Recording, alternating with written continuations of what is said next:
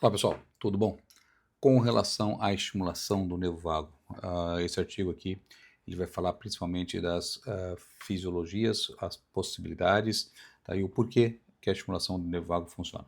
Então, sabendo que o nervo vago é o 10º par craniano, ele tem uma influência gigantesca em todas as vísceras do nosso corpo, ele é um informante muito grande, tá? 80% das fibras do nervo vago, eles são informantes, então eles informam o cérebro de como é que está a situação lá dentro do nosso corpo, tá? E 20% das fibras mandam informação de volta para o corpo, tá? Eh, Ele está numa posição muito central no sistema, né? E ele consegue ter uma atividade anti-inflamatória importante, chama sistema colinérgico, tá? Sistema anti-inflamatório colinérgico, e é dependente do nervo vago. Outra coisa importante que não fala no artigo seria a questão da anatomia, tá? Ele passa a 2 milímetros à frente do processo da vértebra C1, tá? Então, se a gente virar a cabeça de lado, nós estamos esticando o nervo vago deste canto.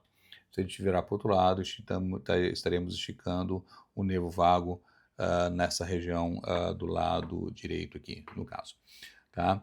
Então, é importante entender tanto a fisiologia quanto a anatomia. Tá? E a fisiologia do que como funciona o nervo vago, essa revisão está bem interessante, tá? E mostra conceitos legais, tá? Tanto no sentido de você ter um bom controle de dor, tá? Ter uma boa relação da modulação cerebral, porque nós conseguimos, por exemplo, fazer estimulação para tratamento de depressão, para tratamento de dor, para tratamento de dor neuropática, com estimulação vagal, né, com estímulo auricular, mais ou menos nessa altura da concha e da concha simba, tá, principalmente na concha simba, é onde o nervo vago está, e a gente consegue pinçar ele ali e mandar um estímulo elétrico, fazendo um ajuste eletrônico tipo on-hacker, né, lá no sistema elétrico, no sistema nervoso central. É bem interessante, vale a pena estudar, tá? E é uma possibilidade terapêutica relativamente barata, tá? E de amplo espectro. Beleza? Valeu, bons estudos, até mais.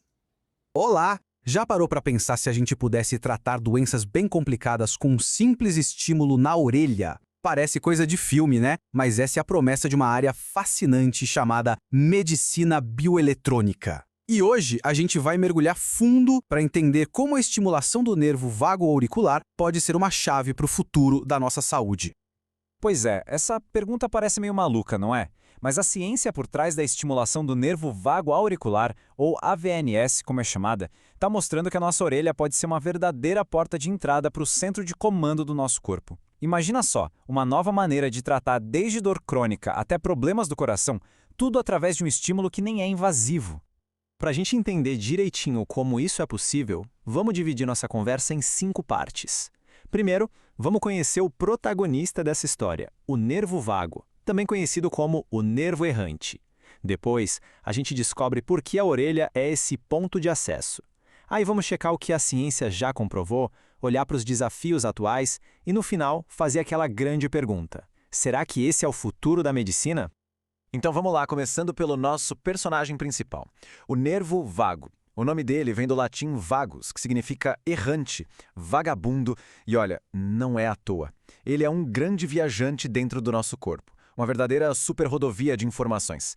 Para ser mais técnico, ele é o 10º nervo craniano e a via mais longa do nosso sistema nervoso autônomo. Pensa assim, ele sai lá da base do cérebro e vai descendo, se conectando com praticamente todos os nossos órgãos vitais.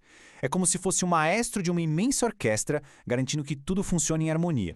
Essa imagem aqui dá uma ótima ideia do tamanho dessa rede. Repara só como o nervo vago se ramifica, ligando o cérebro ao coração, aos pulmões, a todo o sistema digestivo. É uma via de mão dupla.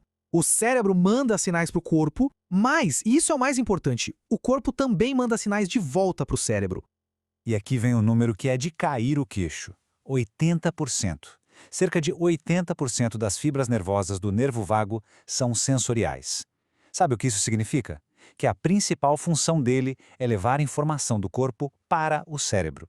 É como se nossos órgãos estivessem constantemente fofocando com a nossa mente, contando tudo o que está acontecendo. Por isso, a gente pode pensar no nervo vago como o principal sistema de biofeedback do corpo. Ele é o grande informante do cérebro.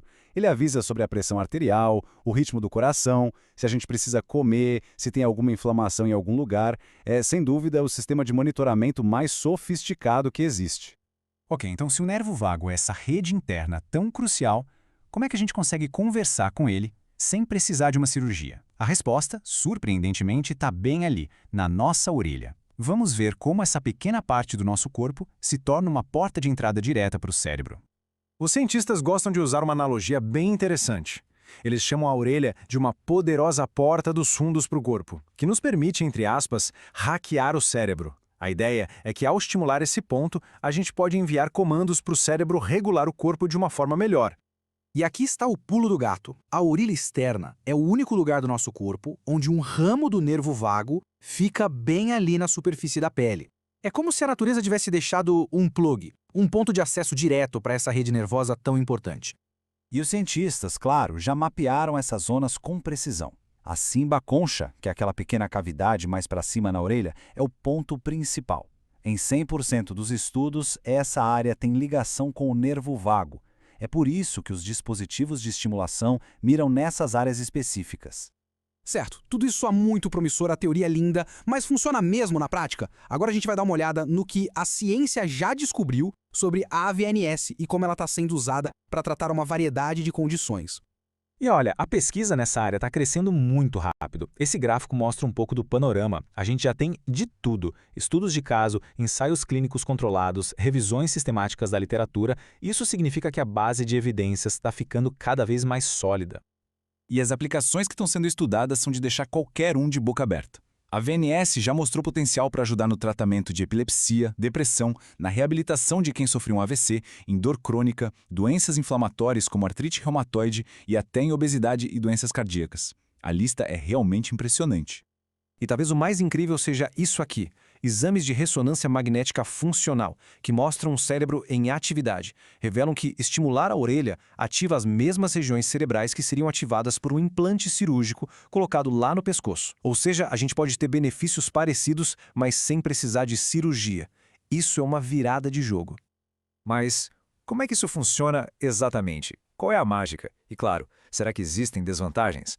Agora a gente vai mergulhar um pouco mais fundo para entender os mecanismos e também os desafios dessa tecnologia. A hipótese principal é a seguinte: imagina que em muitas doenças crônicas, a comunicação entre o corpo e o cérebro está falhando. É como uma linha de telefone com ruído ou até mesmo cortada. A VNS funcionaria como um técnico que vai lá e restaura essa ligação, enviando artificialmente os sinais que o cérebro precisa receber para começar a regular o corpo de novo. A nível biológico, a VNS parece atuar em 3 frentes principais. Primeiro, ela ativa uma via anti-inflamatória, ajudando a combater inflamações crônicas no corpo. Segundo, ela equilibra nosso sistema nervoso, tirando a gente daquele modo de luta ou fuga e nos colocando no modo de descansar e digerir. E terceiro, ela ajuda a modular neurotransmissores no cérebro, aquelas substâncias ligadas ao nosso humor, ansiedade e dor. E existem basicamente 2 formas de aplicar essa estimulação. A transcutânea, que é a mais comum, usa eletrodos na superfície da pele, tipo um pequeno adesivo com um clipe. E tem também a percutânea, que usa agulhas muito fininhas para uma estimulação mais focada, algo mais parecido com o eletroacupuntura. É claro que não é uma pílula mágica. Existem limitações. Os efeitos colaterais são geralmente bem leves, como uma pequena irritação na pele ou, em alguns casos, uma leve tontura. Além disso, os cientistas ainda debatem qual é o ponto exato mais eficaz e os resultados podem variar bastante de pessoa para pessoa. E tudo isso nos traz a grande questão final. O que essa tecnologia realmente significa para o futuro da medicina? Para onde estamos caminhando? Bom, a AVNS é um dos principais exemplos de um campo emergente chamado medicina bioeletrônica. A ideia central aqui é usar a eletricidade, os chamados eletrocêuticos, para tratar doenças usando os próprios circuitos do corpo, em vez de depender apenas de remédios químicos.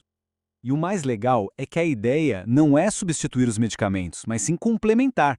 Imagina um futuro onde a receita médica pode incluir, além de um remédio, um programa de estimulação elétrica, criando um tratamento totalmente personalizado e integrado. E assim a gente termina com essa reflexão. Será que aprender a falar a linguagem elétrica do nosso próprio corpo, usar os sistemas dele para promover a cura, é a próxima grande revolução no tratamento de doenças crônicas? A ciência por trás da estimulação do nervo vago auricular parece indicar que a resposta pode ser um sonoro e elétrico sim.